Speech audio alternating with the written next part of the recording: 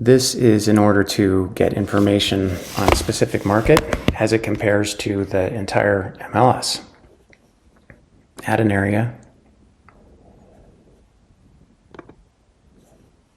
Zip code 80134.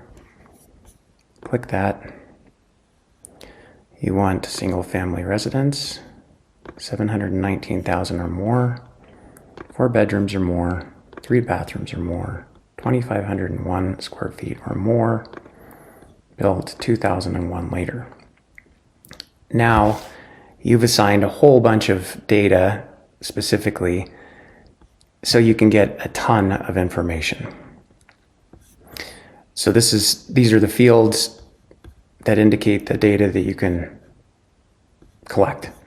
So starting with this one, close price average, comparing the entire MLS to 80134. This is for 3 years of data, 12 months in each segment. So month to month. So if you notice, it comes back to here, 22 to 25, 3 years of data. So the average price, 782 in 80134. So it stayed kind of flat, dropped a little bit from November to December. So you get the idea. This graph is live data. So once you type that in, there's tons of information. So what we want to do is we want to look at shows depending, average, and this tells us how many showings are required to get to an under contract status or pending. It looks like at the moment in 80134, 13.3 showings. What's the trend? It's gone up from 12.7. It's kind of bouncing around a little bit. Looks like in April of last year, 13.8. So I'm looking at all of these and trying to put them in the back of my mind and consider, what does that mean? Well, that tells me that less showings to under contract from, let's go back to March, 13.3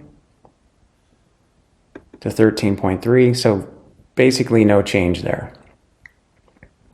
A stable market, let's say. Days in MLS, on average. Another way to look at this, how long is it in the MLS before it's under contract and closed? 52 days.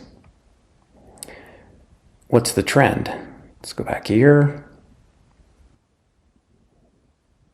40 days. So if it's taking longer on the market, it's becoming less of a seller's market, more of a buyer's market.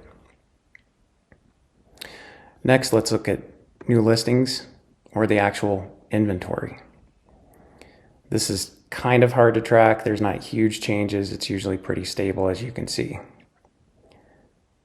Pretty phenomenally stable month to month. So what is it doing compared to last year at this time? Probably about the same,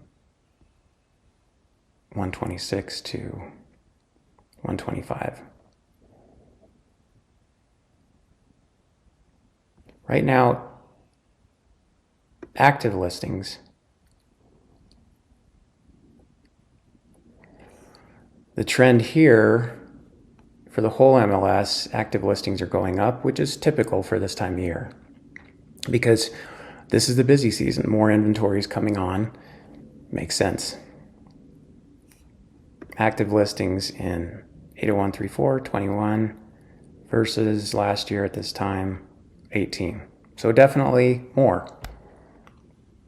That indicates less of a seller's market going to a buyer's market.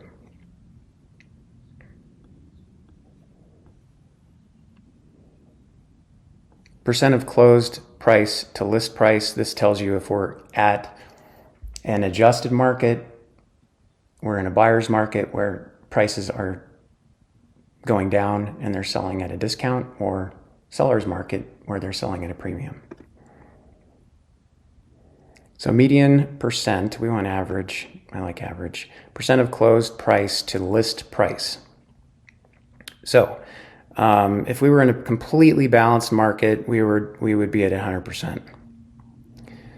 And as we know, back when, right after COVID, things were elevated, things were selling for more than list price, or 100% is the list price. If we're selling higher closed price to list price, then we're in a seller's market. We're selling things at a premium.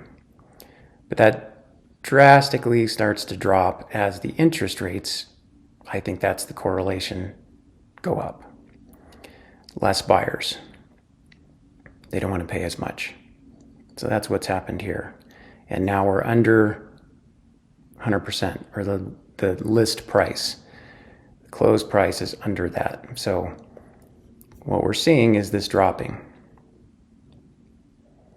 So 98.7 year ago, 99.3.